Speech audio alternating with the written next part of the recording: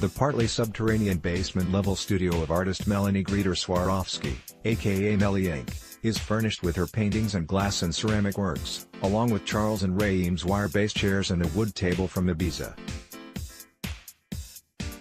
Photography by Christian Schalin. Architects Andreas Fuhrimann and Gabrielle Hächler have amassed quite an artsy clientele since founding their eponymous firm in 1995.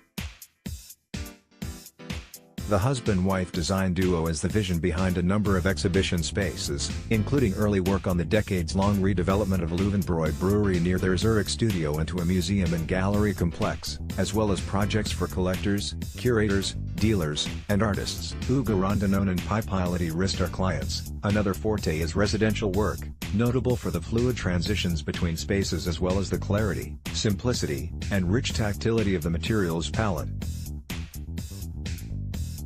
The second-level dining room was also part of the 2006 renovation. Photography by Christian Schalin. Those specialties are leveraged in another multi-stage project they recently completed, transforming a mid-century-era villa into a combination residence, studio, and exhibition space for an art world couple. Located just south of Zurich in the village of Küsnacht, and designed in 1956 by local architect Theodor Lobi, the house was purchased exactly 50 years later by gallerist Damian Grieder and his wife, Melanie Grieder-Swarovski, a multimedia artist known as Melli Ink. Having cycled through several owners, the property, whose 4 levels included a partially subterranean basement with a swimming pool, was not in great condition when they bought it. Nevertheless, the architectural quality was unmistakable, Grieder says, noting that the structure's flat roof, concrete slat street facade, brise-soleil, curved staircase, and other elements clearly showed the influence of Brazilian modernism. We were sold on the clean lines and clear geometry. Mask, by Michael Sailstorfer, hangs above a vintage sideboard in the dining room. Photography by Christian Schalin. Surrounded by traditional Swiss country houses, Lobi's avant-garde design was as singular in its context as it was in the architect's oeuvre, which was otherwise conventional.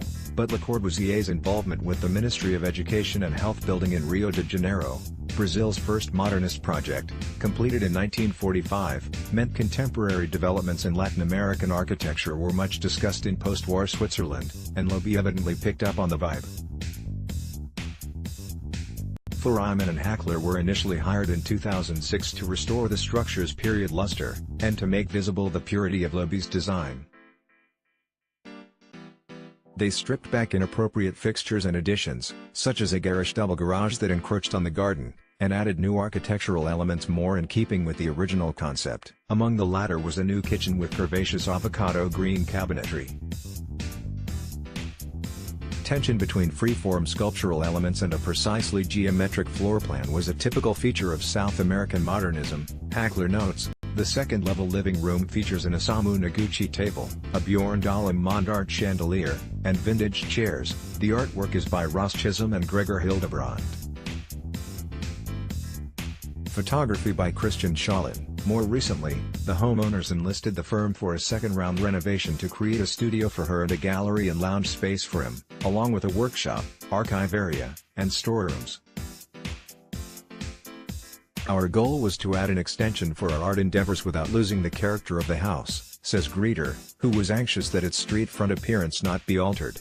No easy task when, as Hächler notes, Lobi positioned the L-shaped building optimally on the plot, so the proportions and distribution of his design all add up. The clients also wanted the new wing to be publicly accessible without visitors having any contact with the private residential quarters. Hächler's solution was to extend the basement level, hiding the 3,500 square foot, multi-room addition under the half-acre plot's extensive lawn so it is invisible from the street. Because the site falls away steeply, the southern side of the new space enjoys glazed walls, providing the studio and lounge with views of the garden while allowing for a separate entrance independent of the house above. Head and Body Lawnsuit 2 and Head and Body Lawnsuit 3, cast concrete sculptures by German artist Michael Sailstorfer, stand on the new gallery's Tyrolean oak floor. The ceiling's recessed LED strips are dimmable. Photography by Christian Schalin. The architects used a number of strategies to ensure that the gallery, which is an internal space, does not feel like a basement, Fuhrimann says.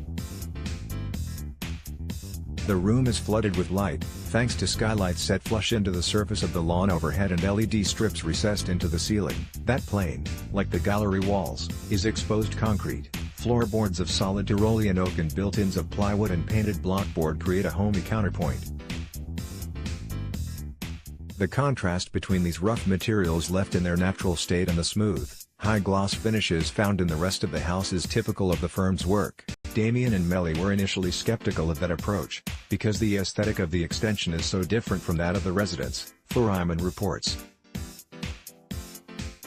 It's more Paulo Mendes de Roca than Oscar Niemeyer, if you like, he continues, referencing disparate architectural styles that Brazilian modernism encompasses with nonchalant ease. Concrete walls and ceiling distinguish Melli Ink's studio.